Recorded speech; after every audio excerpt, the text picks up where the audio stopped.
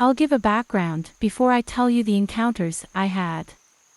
I went to an all-boys boarding school from the age of 13 until just after my 18th birthday.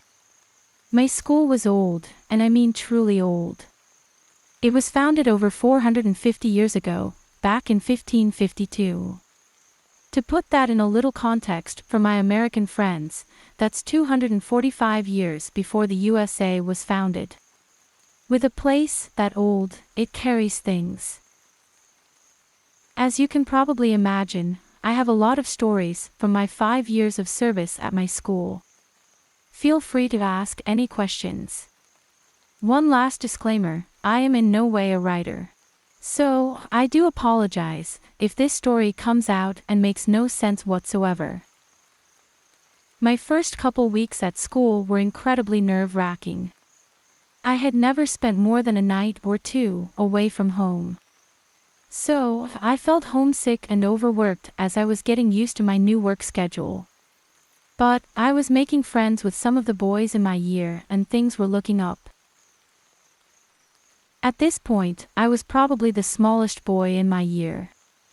I hadn't hit my growth spurt yet, and I wouldn't for a couple more years. The older boys in our schoolhouse would tell us stories of how the school was haunted, and that we should never adventure alone past sunset. My friends and I did not believe them in the slightest. We assumed that they were just playing tricks on the new boys. But we were so wrong. I remember the first time something odd happened. I was quite under the weather and had a high temperature. This was within my first month of moving into the school. My teacher suggested that I should take a cold shower. It was late in the evening and showers were usually reserved for first thing in the morning unless you had PE that day. I remember feeling rather dizzy, and so my friend offered to accompany me. We went down to the shower room together. Having showers at my school was probably the most awkward thing I remember about my time there. One big open room with a dozen or so shower heads. That was a tough thing to get used to when I first started, but I did get used to it rather quickly. I was never really shy about my body or anything like that. But still, there were at least 2.5 dozen boys in my schoolhouse. All crammed together in a completely open communal shower room. It was awkward to say the least. Let's go back to the point when my friend and I went down late in the evening. We placed our clothes under a shower head that wasn't going to be used by either of us and got in the shower. The hot water boiler would not have been on at that time in the evening, so my cold shower certainly was cold. After around 5 minutes of my friend and I standing in the freezing cold water, all at once, every unused shower turned on full blast. As well as that, the freezing water suddenly turned boiling hot, I mean, like red hot. I'm sure if my friend and I didn't manage to get out of the way of the water before it reached full temperature, we would have been burnt badly. We immediately made a run for the door of the shower room, but it was locked, and we couldn't get it opened. We started panicking, as you could imagine. 2 naked 13-year-old boys slamming on the shower door with all we could muster. Then almost as fast as they all started, the showers all stopped. I remember that my heart was racing like it had never raced before and I was feeling as if I was drowning in steam from the showers. After that, the showers started spurting out something that looked like bright red blood, and I will not ever forget the smell. It was like rusty metal, mixed with sewage. My friend and I were truly cowering at the door by this point. I'll speak for myself when I say that was the scariest thing I had experienced up until that point in my life. Then again, the water stopped and the door unlocked. Our clothes were truly ruined, along with our towels. My teachers were very strict and they could be downright mean. You did not want to be punished at my school. And that's what terrified us more in that moment. We were more scared of being sent to the headmaster's office than we were of whatever event just happened, paranormal or not. So, we did our best to clean up. But it didn't work. The room still looked as if a bomb had been dropped. So, we went to our head of house and explained what happened.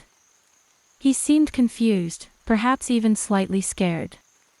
He told us to go back to our dorm. The next day, the shower room was closed, and we had to use another house's room. As I said, this was probably the first time I experienced something that I cannot explain. I don't know if it was paranormal or not. How else would all the showers turn themselves on and the door locks itself? This is only one story from my 5 years at my school, and honestly this is one of the mildest. The second encounter took place around 2 months after the last incident with the showers. It was the first Christmas holiday, and most boys were packing up to spend 2 weeks at home with their parents.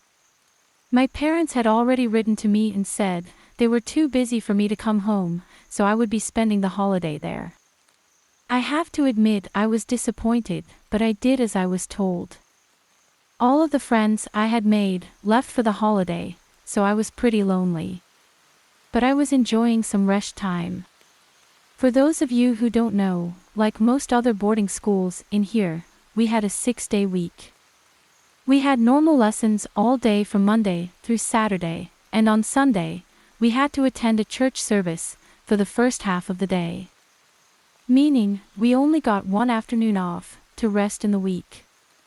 So, I spent most of the time I was allowed in bed reading books. The weird things were more prominent when it was the holidays. It was as if whatever energies were there became braver when there were less people around. In my schoolhouse, from around 2.5 dozen boys, only 4 had stayed for the holiday, only 1 was the same age as me, and none had stayed from my dorm room. Which I have to admit, I was thrilled about. The first couple or so nights went fine. But after the first days of peace, the weird things started again. At first it wasn't anything major. Echoes of screams and moans coming from the courtyard, but I rationalized as older boys playing pranks. It did scare me, but I didn't want to appear weak or fall into their prank. So I slept through my fears and didn't ask any of the other boys to come and sleep in my dorm with me. I slept, and when I woke, every other bed in my dorm, apart from mine, had been moved to the far side of the dorm. Which thoroughly freaked me out, but again, I assumed it was a prank from some of the older boys. And if it's one thing I had learned by this point, if you're being pranked or joked on in any way, show no weakness or it will keep happening. So I moved all the beds back myself, and went down for a shower. When I got down there was another boy already in the shower room.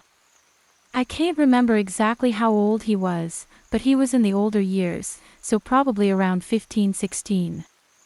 For this story, I'll name him Toby. By this point, I was used to showering with others, so I didn't care that he was there at all. He told me his plan for sneaking down at night and breaking into the dessert kitchen and having a midnight feast. He asked if I wanted to join him, and though I had never done anything against the rules before, he assured me that he had done it loads and had never been caught. So, I foolishly agreed.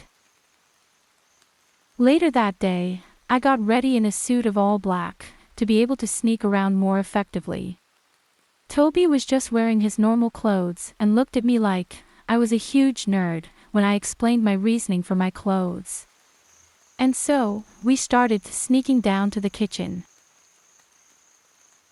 When we got there, we started eating as much ice cream as we could. Then suddenly, a whole shelf of tin food threw itself onto the floor, and the kitchen doors slammed themselves shut. I looked to Toby in a confused way. We picked up food and left almost as quickly as we came. Toby and I started walking back towards our schoolhouse. This is the bit that still gives me the chills. We heard footsteps coming up the hall on the way back. We assumed this would be a teacher, so we found somewhere to hide until they had passed. But nobody came and we carried on walking back towards our dorm. This is when I felt something grab my leg and yank it. I got back up and we looked around us, and there was no one around. We started running because we were both scared. Suddenly, something yanked Toby's leg as well. He fell, and he fell way worse than I did. He banged the front of his head, which gave him a bloody nose. He got back up relatively quickly since he was a rugby boy and was used to this kind of thing. By this point, we were sprinting full speed back to our schoolhouse. We got back and swore we wouldn't speak of what happened, out of fear of getting in trouble. I went to my dorm and tried to get to sleep, but I was terrified of what had just happened. After a couple hours of just laying, I managed to get to sleep. I woke up at some point in the night, to my bed, along with the others in my dorm, being slammed into the far side of the room with force. At this point, I was completely over having my dorm room. I got up and went into Toby's dorm.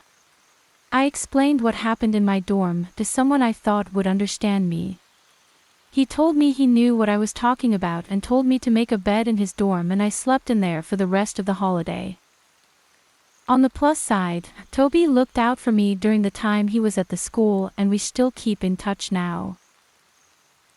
Those things being stopped is one of the only things I'm grateful about from my time at boarding school.